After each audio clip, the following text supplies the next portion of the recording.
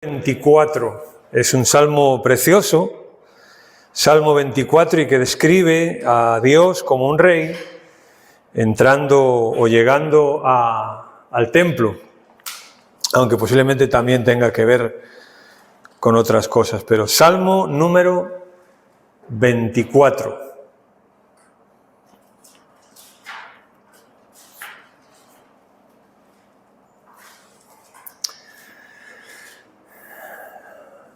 Bien, Salmo 24. Dice así el texto, Salmo de David. De Jehová es la tierra y su plenitud, el mundo y los que en él habitan. Porque él la fundó sobre los mares y la afirmó sobre los ríos. ¿Quién subirá al monte de Jehová? ¿Y quién estará en su lugar santo? El limpio de manos y puro de corazón, el que no ha elevado su alma a cosas vanas, ni jurado con engaño. Él recibirá bendición de Jehová y justicia del Dios de salvación. Tal es la generación de los que le buscan, de los que buscan tu rostro, oh Dios de Jacob. Alzad, oh puertas, vuestras cabezas, y alzad vosotras, puertas eternas, y entrará el Rey de Gloria.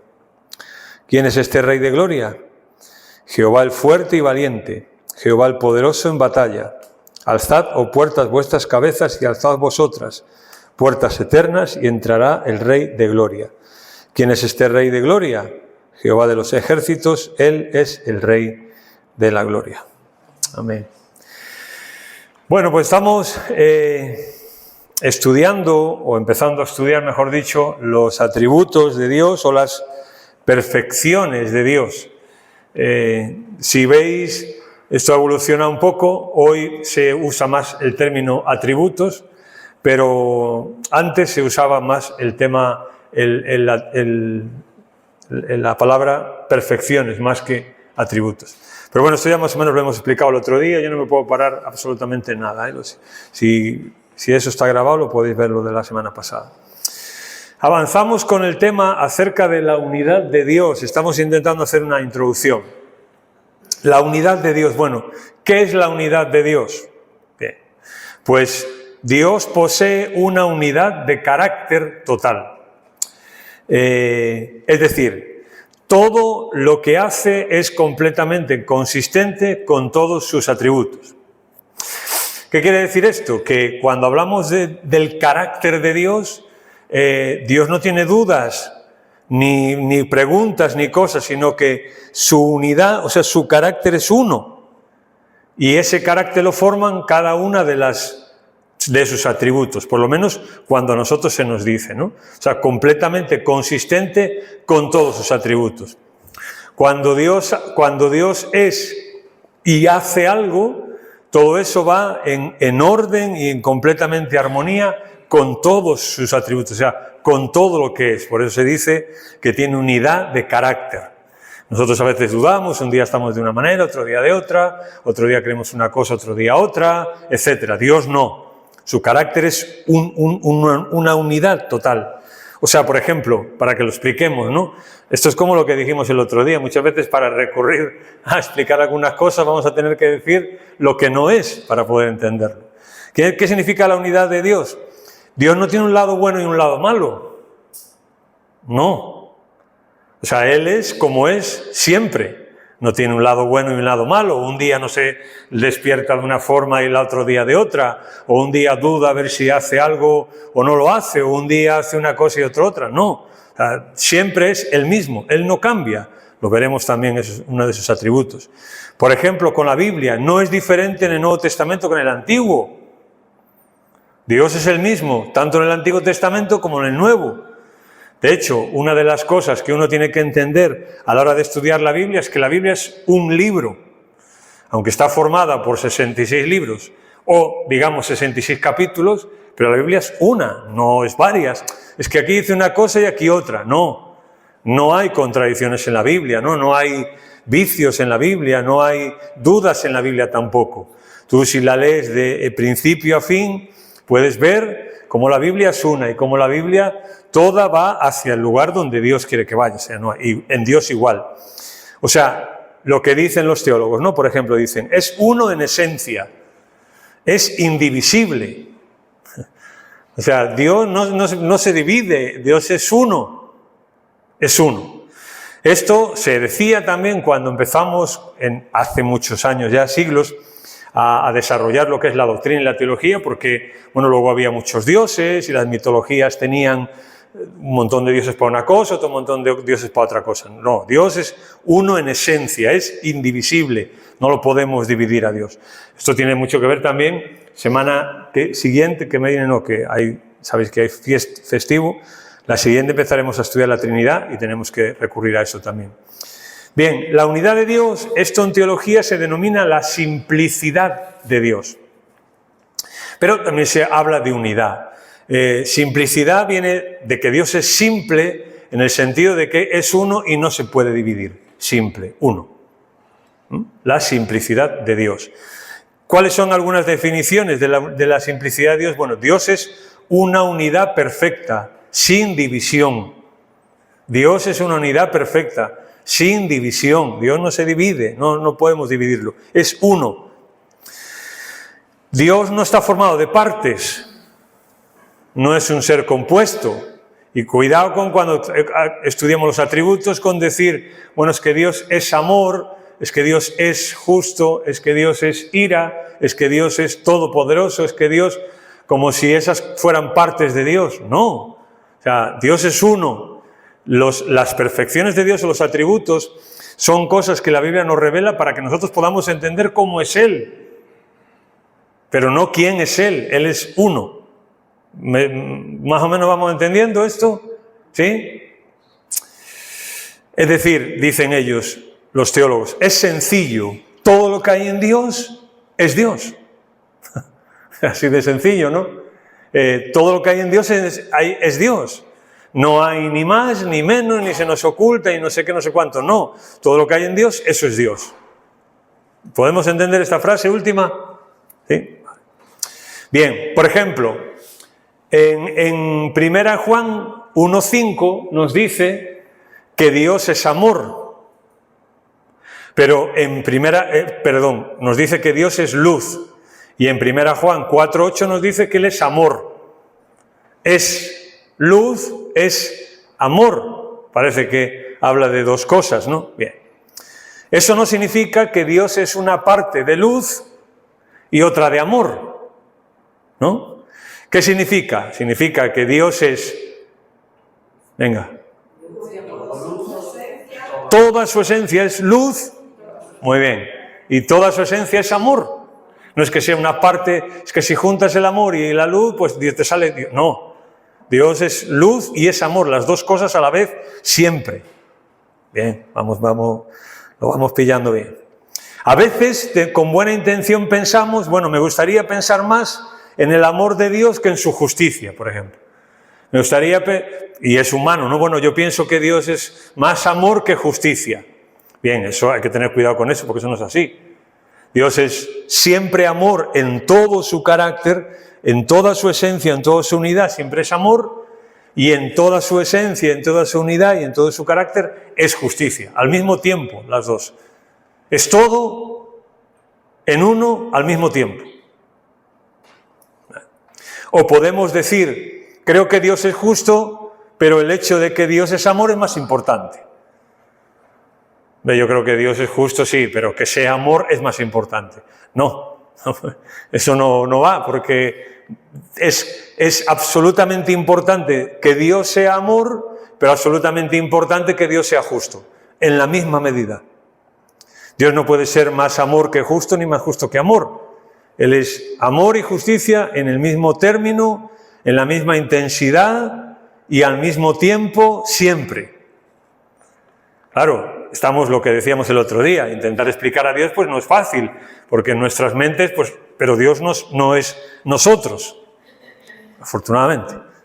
Es decir, la simplicidad de Dios tiene que ver con que Dios no está hecho de partes, no está hecho de partes.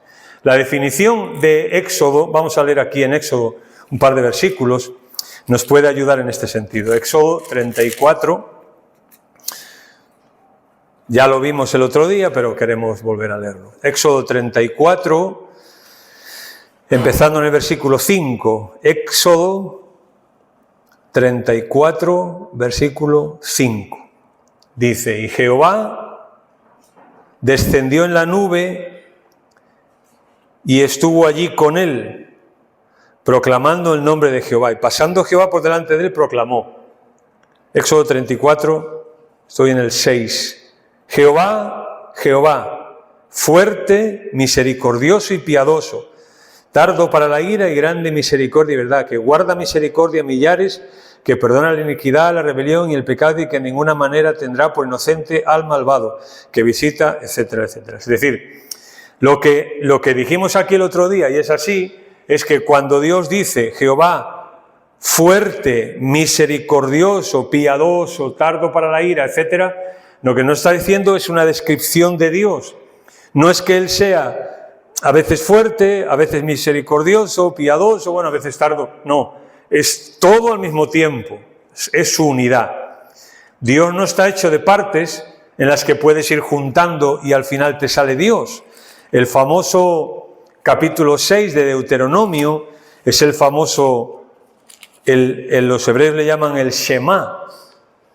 Deuteronomio 6, los hebreos le llaman el Shema. El verbo hebreo Shema significa, tal y cual está traducido ahí, oye, escucha, pero ellos le llaman así, ¿no? El Shema.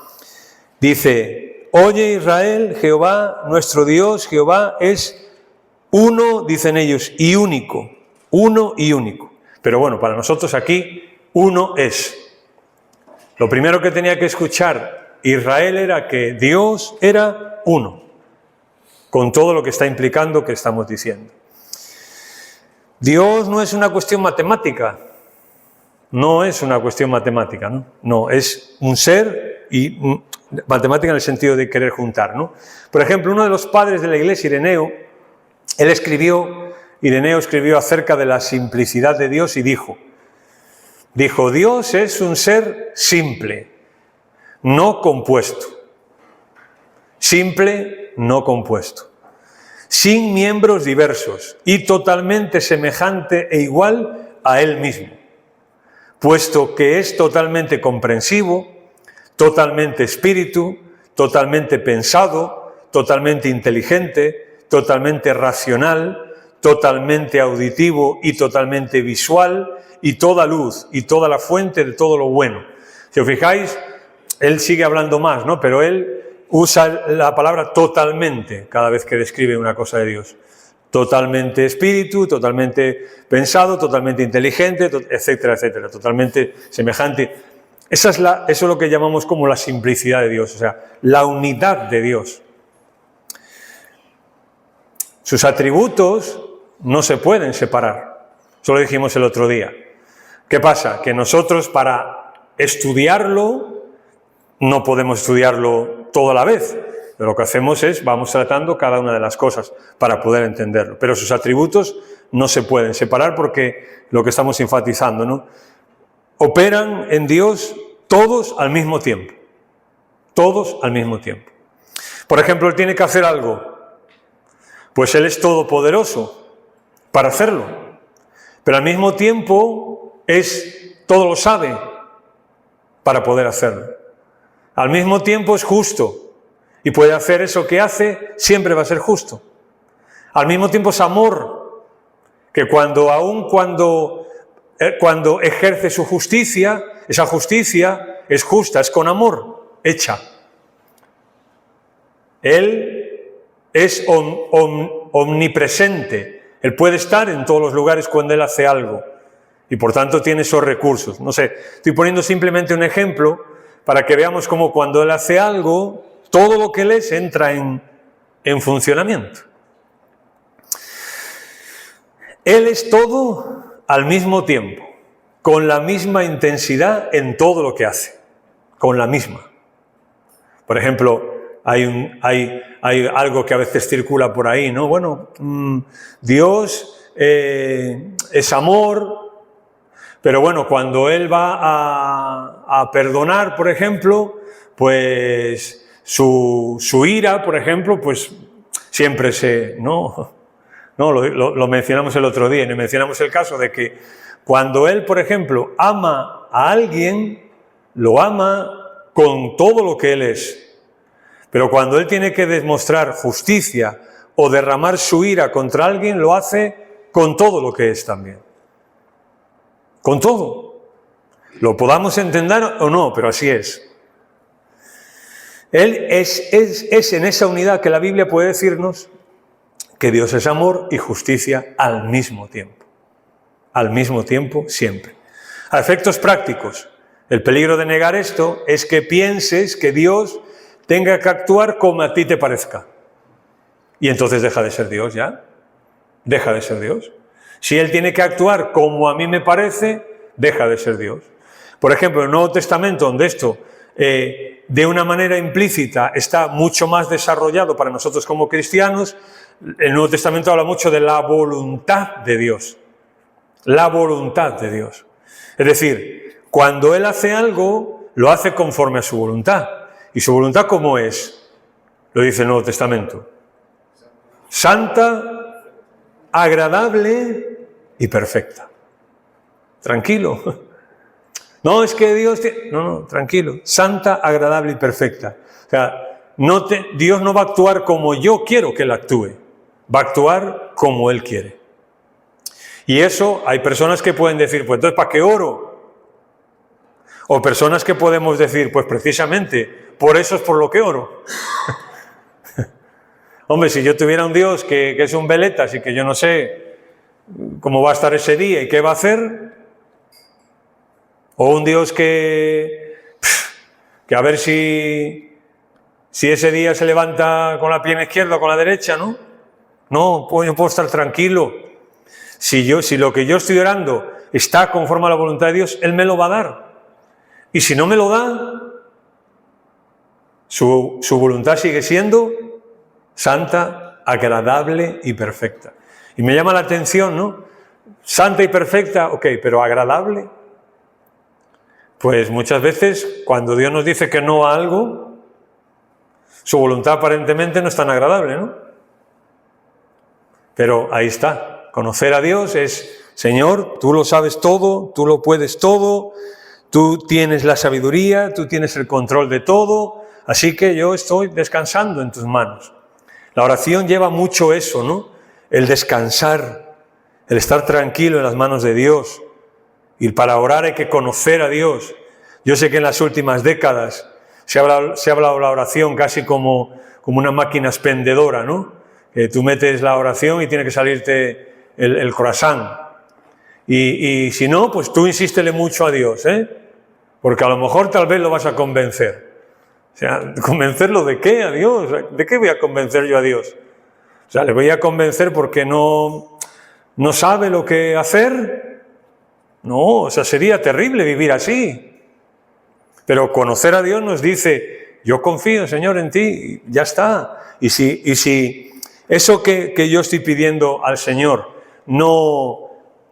Por ejemplo, si yo estoy pidiendo una enfermedad que tengo, ¿no? Y Dios no quiere sanarme, pues siempre está que me va a dar la gracia, que me va a dar las fuerzas para llevarlo. Y yo confío en que su voluntad es santa, agradable y perfecta. Bueno, estudiar los atributos de Dios nos va a ayudar a esto. Nos va a ayudar. Conocer a Dios es la meta de todas las doctrinas de la Biblia. Es la suma de todos los estudios. O sea, la Biblia, ¿qué es sino una revelación de Dios? Es una revelación de Dios, no es otra cosa. No es un libro para que nosotros no sé qué o no sé cuánto, no. La Biblia es una revelación de Dios. Dios se revela a sí mismo. Y por ejemplo, todo termina o todo culmina en cuanto a nuestra historia y con la historia de Dios, ¿no? Todo culmina con Jesús. Él es el que revela al Padre. En Juan capítulo 1, ¿no? Él es el que revela al Padre. La palabra que allí usa Él es la exégesis del Padre.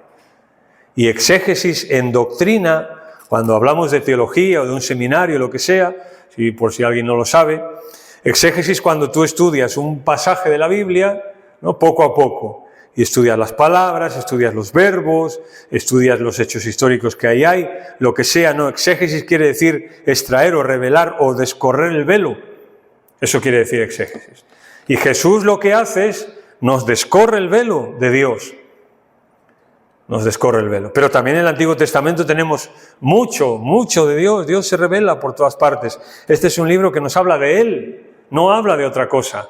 Dios es el principal protagonista de este libro. Todo nos tiene que llevar a Él, todo nos tiene que conducir a Él. Si no, lo estamos leyendo mal. La meta de nuestra vida, ¿cuál debe ser? Pues esta: buscar, conocer, experimentar, relacionarse y vivir a Dios por lo que Él es y por quién es Él. ¿Cuál es la vida? Ahora lo vamos a ver, ¿no? Ahora lo vamos a ver un momento.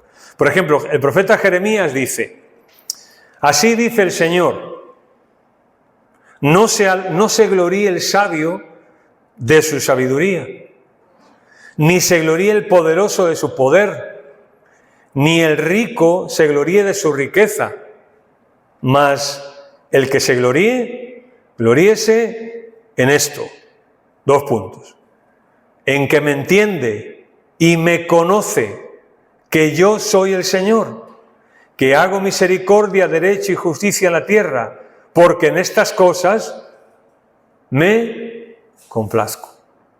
2 cosas aquí. ¿En qué tenemos que gloriarnos? ¿A cuál tiene que ser la meta y la ilusión de nuestra vida? Conocer a Dios. Pero luego dice que lo que Dios hace, porque ahora lo menciono porque ahora también vamos a hablar de esto. Cuando Dios hace misericordia, derecho y justicia en la tierra, se complace.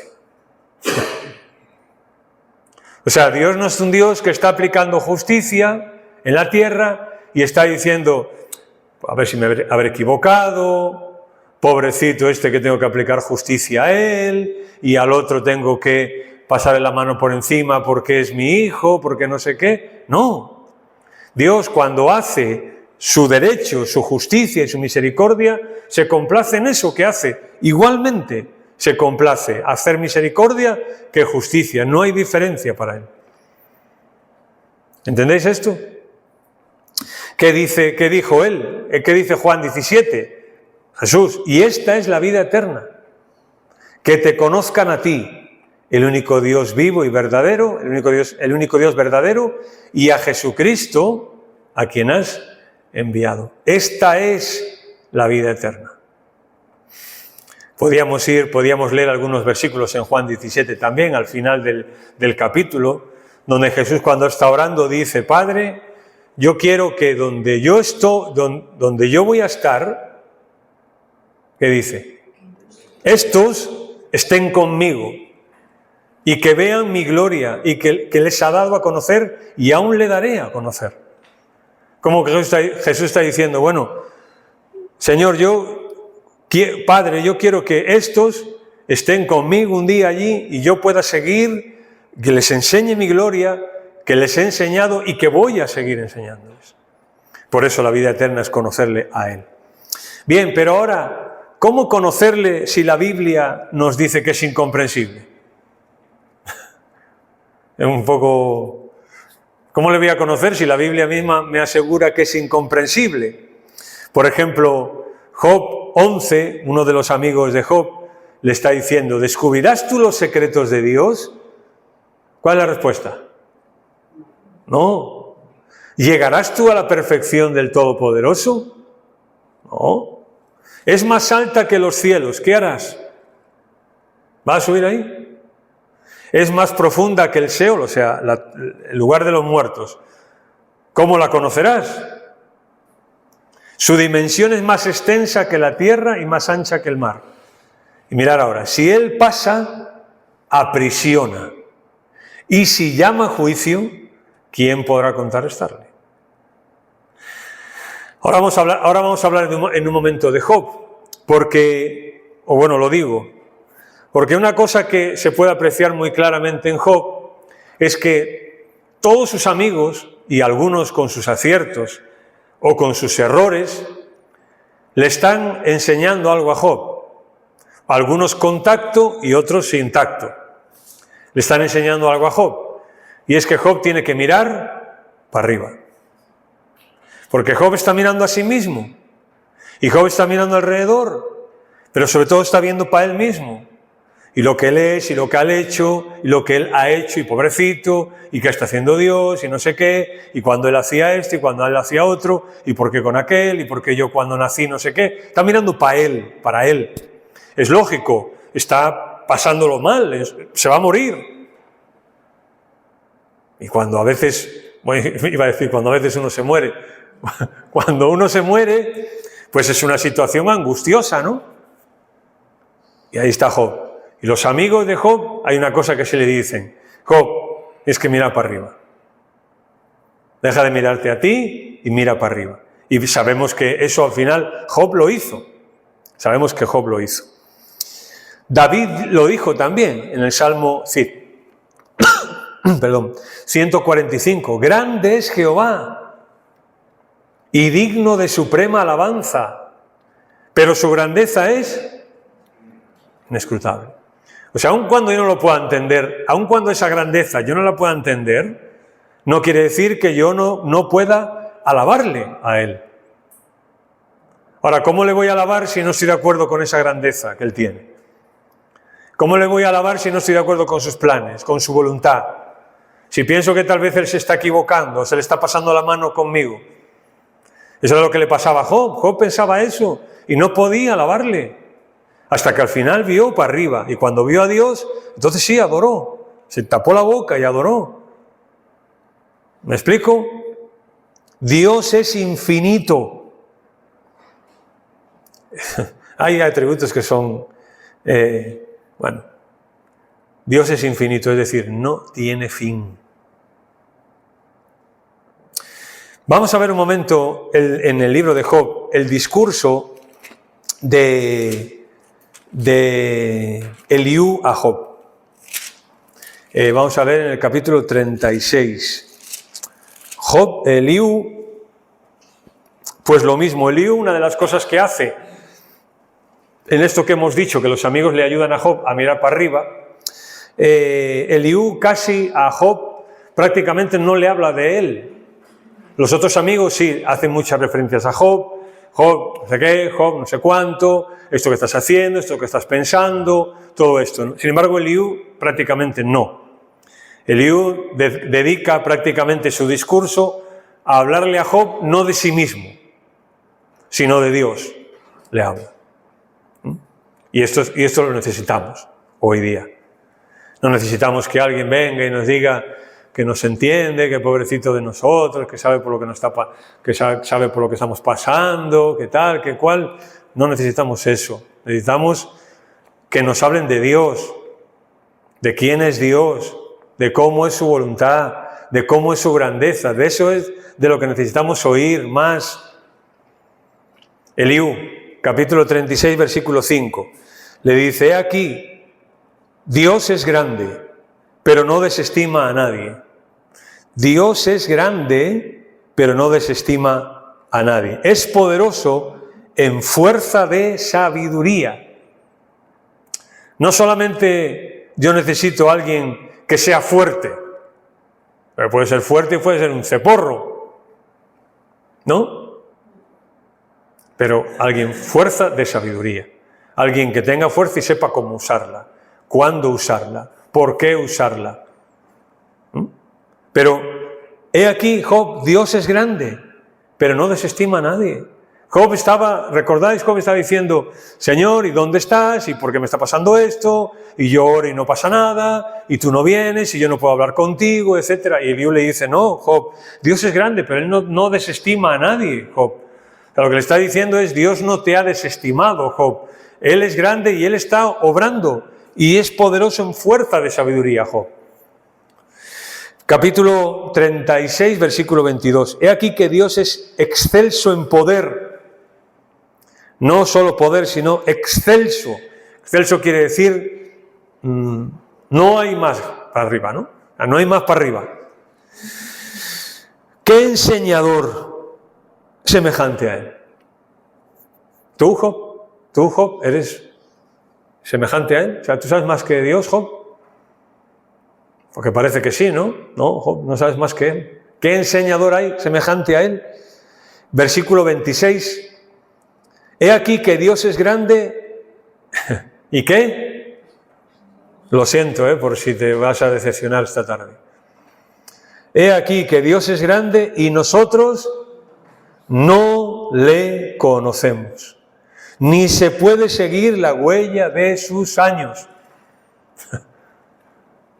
No le conocemos, ¿no? Así es.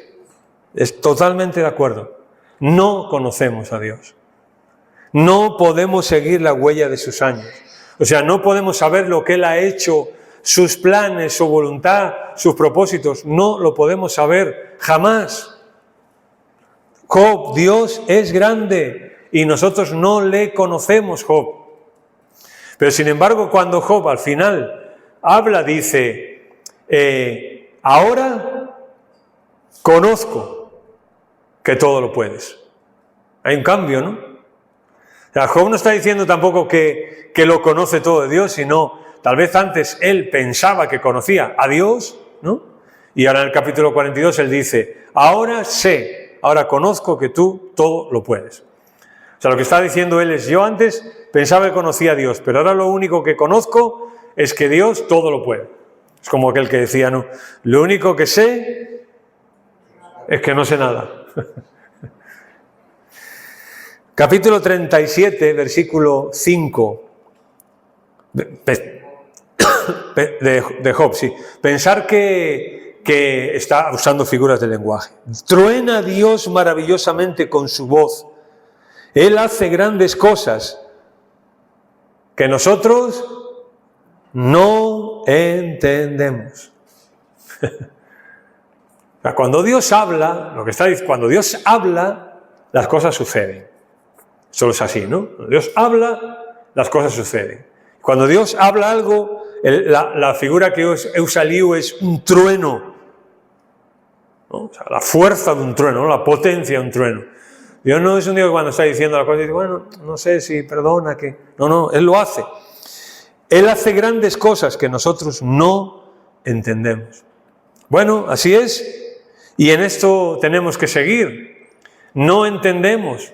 Tal vez algunas nos la dejará entender. Tal vez podremos entender algo de los planes de Dios. Pero todo jamás, nunca, ni por asomo. Capítulo 37, versículo 14. Escucha esto, Job. Detente y considera las maravillas de Dios. Job hace un alto momento en el camino y considera las maravillas de Dios. Esto no es mala idea, ¿no? Y es lo que un poco vamos a hacer en estos meses, detenernos y considerar las maravillas de Dios. Prueba un día a hacerlo, ¿no? Prueba un día a pararte un momento y considerar lo que te venga a la mente o al corazón en ese momento, que es una maravilla de Dios. Liu le menciona algunas. El versículo 20. ¿Será preciso contarle cuando yo hablare? Y esta es una frase que a mí me gusta mucho, la que sigue a continuación. Por más que el hombre razone, ¿qué le pasará? Quedará como abismado. O sea, nosotros aquí diríamos pasmado. ¿Sí? Cuando ves a alguien que está mirando a su novia y le cae la baba, pues más o menos. ¿Sí? Job, por más que el hombre razone, quedará como abismado. Y yo siempre recuerdo que desde que yo me convertí escuchaba esto, ¿no? Y me encantaba porque siempre se decía, ¿no? ¿Qué Dios tendríamos al que pudiésemos explicar? ¿Qué Dios tendríamos?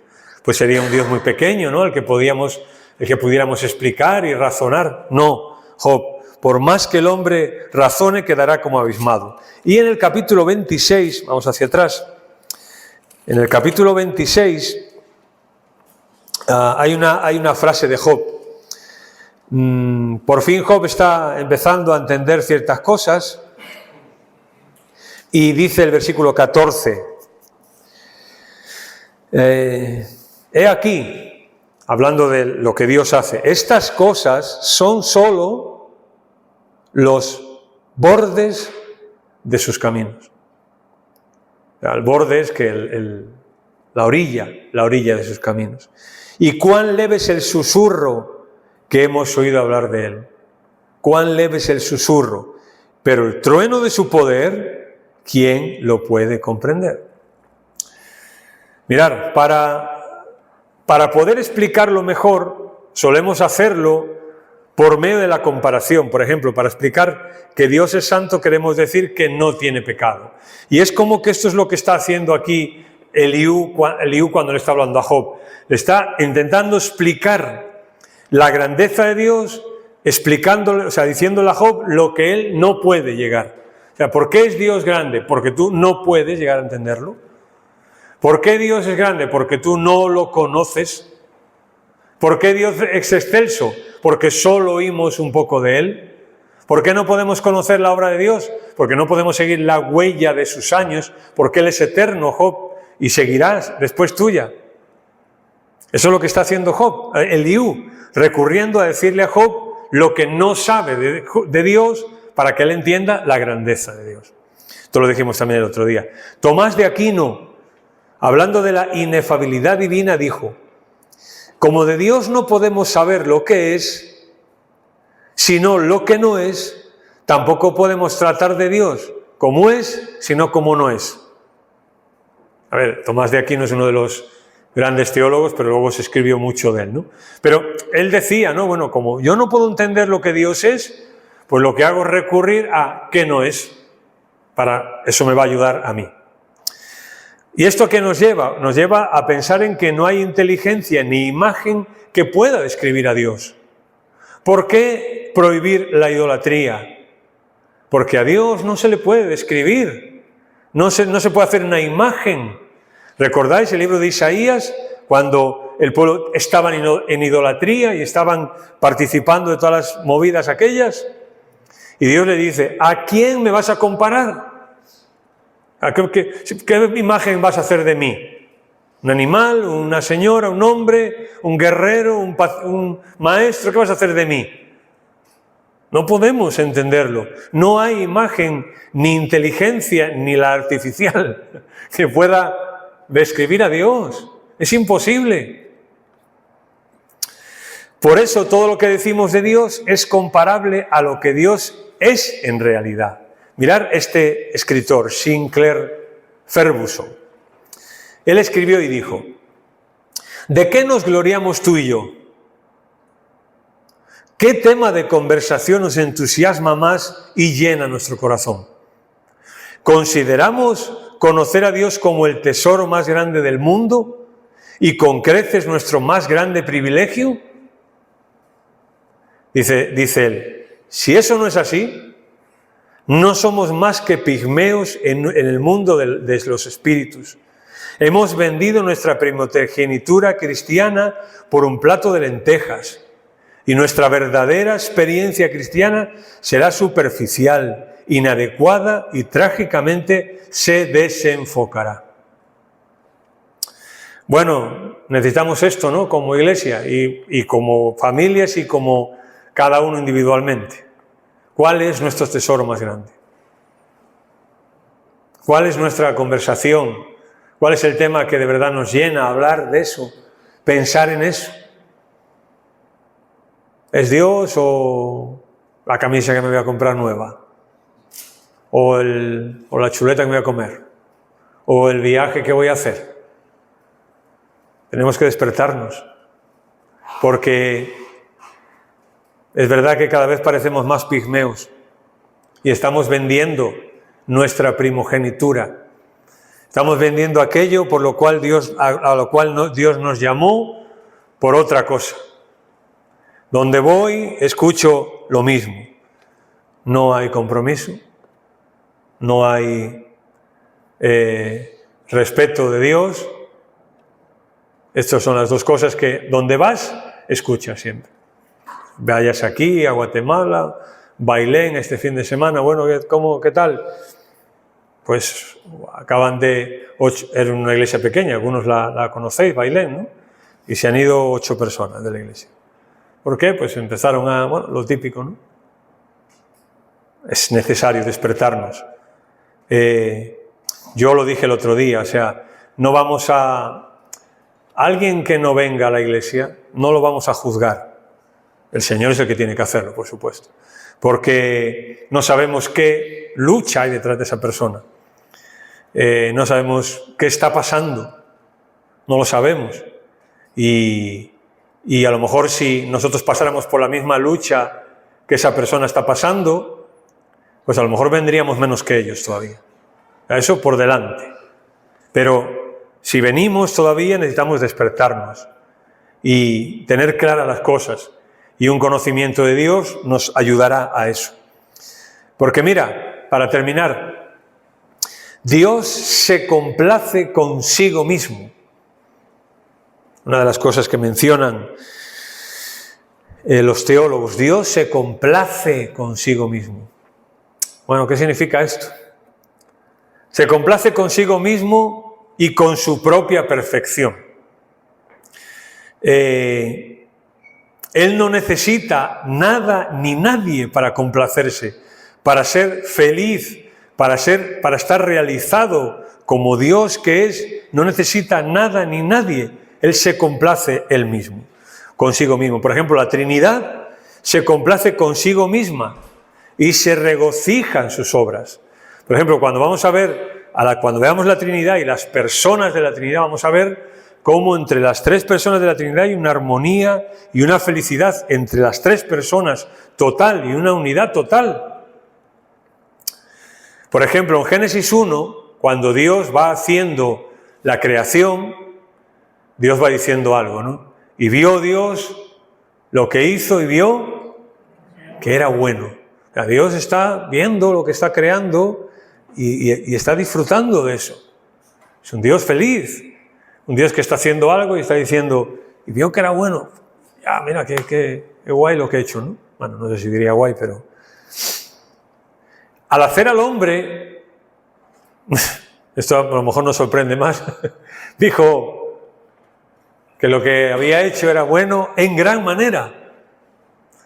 ¿Por qué? Bueno, pues porque, a ver, a fin de cuentas, el hombre está hecho imagen de Dios, ¿no? Posiblemente por eso. Dios estaba contento con lo que había hecho. Dios estaba contento con lo que había hecho.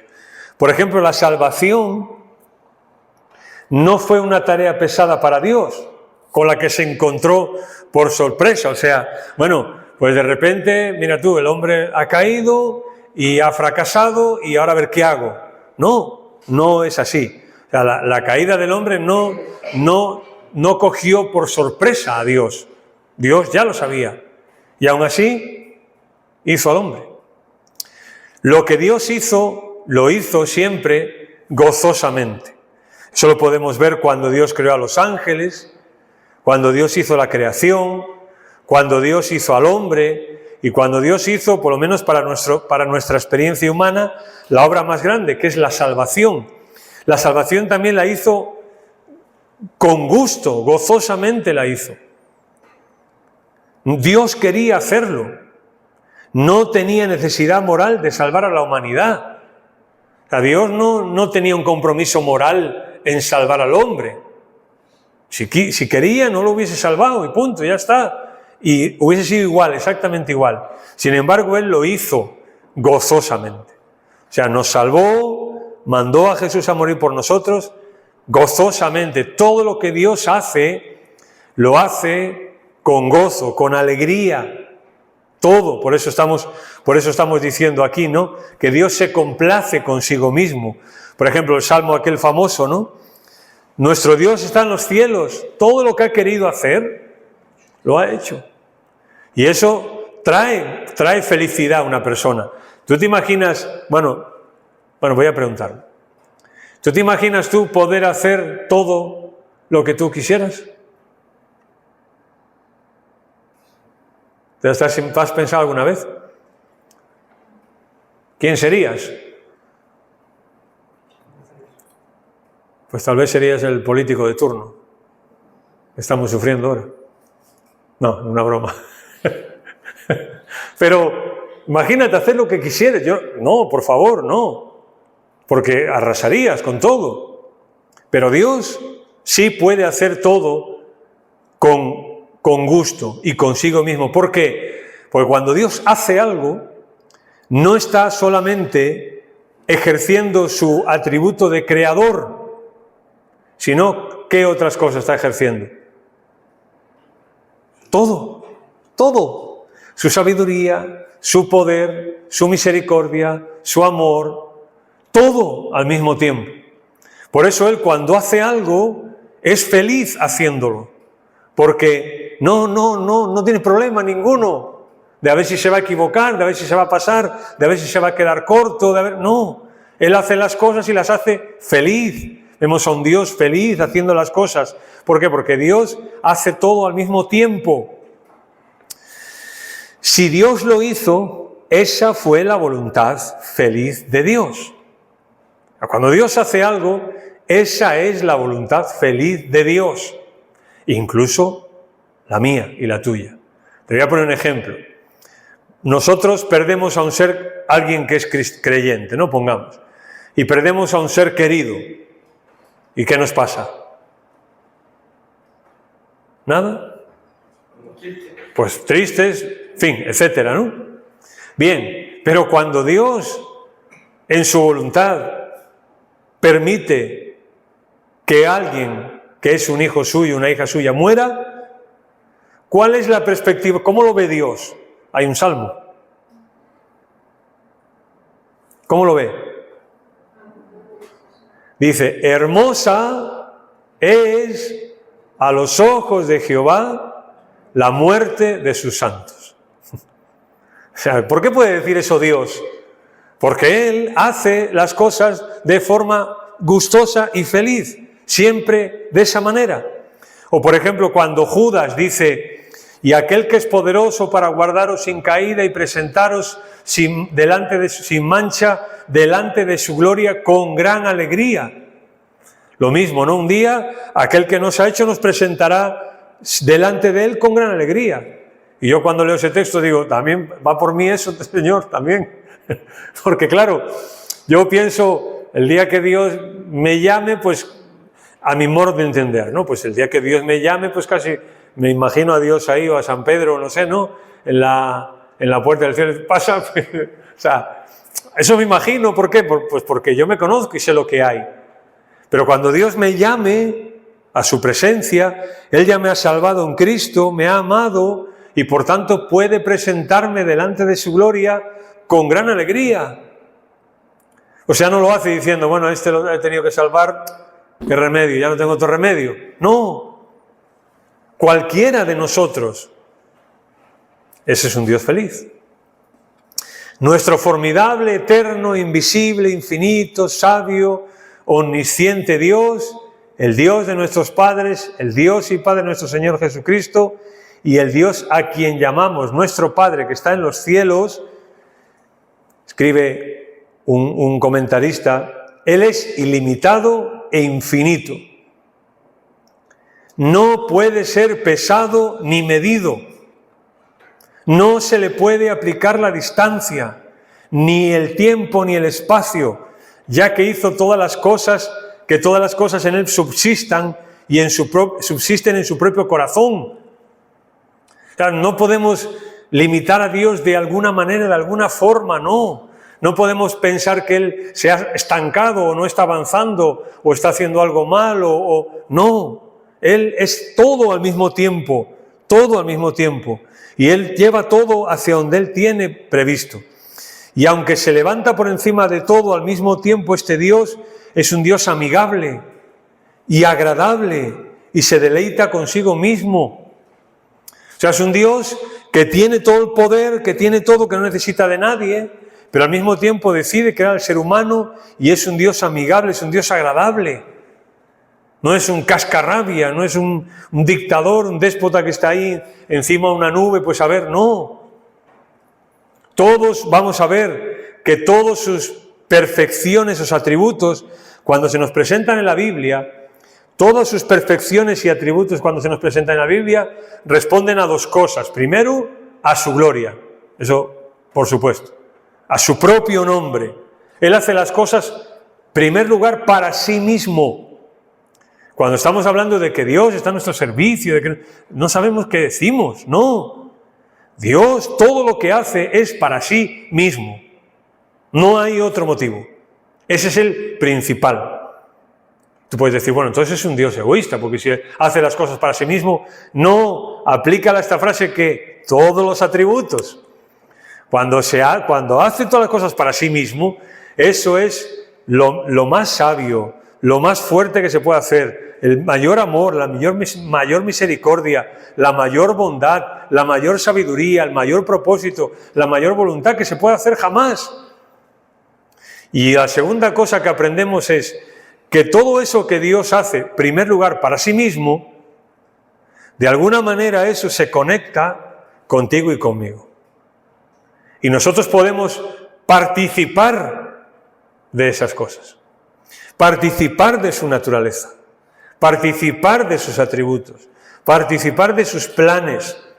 Y de alguna manera nosotros ayudar de alguna manera a que esa voluntad santa, agradable y perfecta se cumpla. Es muy distinto, ¿no? O sea, no es cuestión de que yo le voy a pedir a Dios porque yo necesito esto, a ver si Dios me hace lo que yo quiero, pido o necesito. No, sino que Dios hace su voluntad santa, agradable y perfecta. Y yo de alguna manera estoy ahí conectado. Y la forma en que Dios decida, en que yo esté conectado ahí, eso será para su gloria y luego para mi beneficio. ¿Sí? Isaías dice, porque así dijo el alto y sublime, el que habita la eternidad y cuyo nombre es santo. ¿Veis? O sea, está diciendo, pum, aquí arriba, ¿no? Yo habito en la altura, dice ese Dios, y la santidad. ¿A dónde habita Dios? ¿En nuestros rollos? No, Él habita en la altura y en su santidad. ¿Pero qué pasa? Y con el quebrantado y humilde de espíritu, para hacer vivir el espíritu de los humildes y para vivificar el corazón de los quebrantados. Dios no puede vivificar mi corazón si primero Él no es alto y sublime y no habita en la eternidad y en su santidad. Es imposible. Porque entonces se andaría en el barro y Dios no anda en el barro. Ahora, lo que sí dice Isaías es, tranquilo, Él habita ahí, Él es Dios, ahí está arriba. Pero eso no le quita que Él habite conmigo, que estoy quebrantado, si muestro humildad, que me vivifique de alguna manera y purifique mi corazón, o sea, sane mi corazón quebrantado. Las dos cosas no son incompatibles. Es decir, es la única manera en que podemos entender a Dios.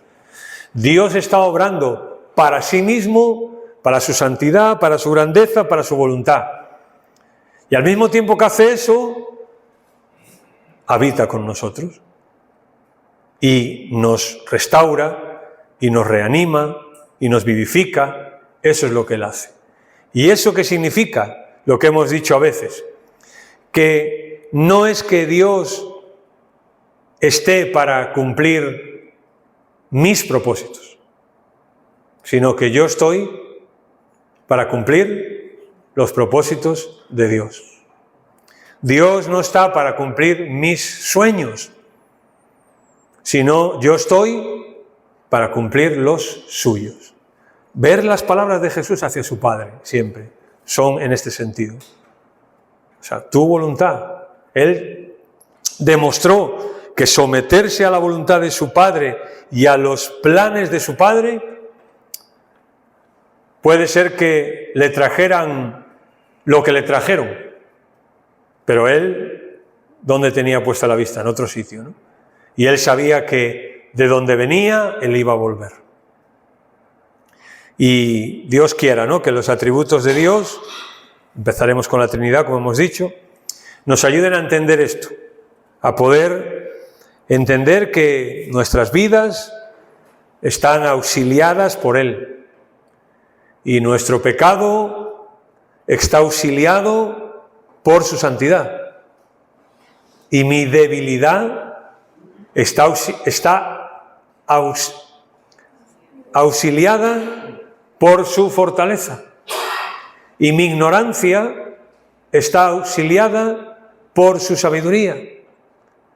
Y mi enfermedad está auxiliada por su fuerza, por su sanidad.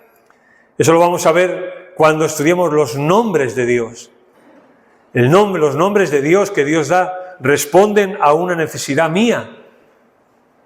Por ejemplo, Dios es tú, el que es tu sanador, ¿verdad? Y ahí está mi necesidad. Tengo una enfermedad, Él es sanador.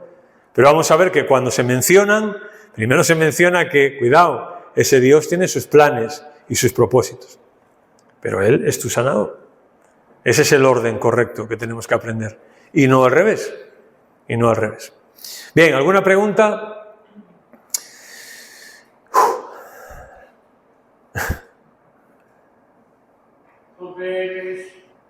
¿Cómo? Todos y cada uno de sus atributos, ¿quién por qué? Exactamente. Sí, todo, o sea, Él es Queríamos decir esto porque, bueno, si leéis algún comentario de teología sistemática o algo así, vais a ver que se hace mucho énfasis, porque, bueno, en parte responde también a algunas herejías que ha habido del pasado. Por ejemplo, cuando estudiemos la Trinidad, queremos hacerlo en 2 martes, porque tenemos que ver un poco históricamente cuál ha sido la evolución de las teorías que ha habido de la Trinidad, porque a veces se escuchan cosas por ahí que se nota que la gente no lee. Y empiezan a decir cosas de la Trinidad y a poner ejemplos que alguno hace muchos siglos pues dijo y costó mucho rebatir eso, ¿no? Pero bueno, eso será próximamente, en las mejores pantallas. Muy bien, pues vamos a orar. Para terminar, vamos a pedir a Loida que ore.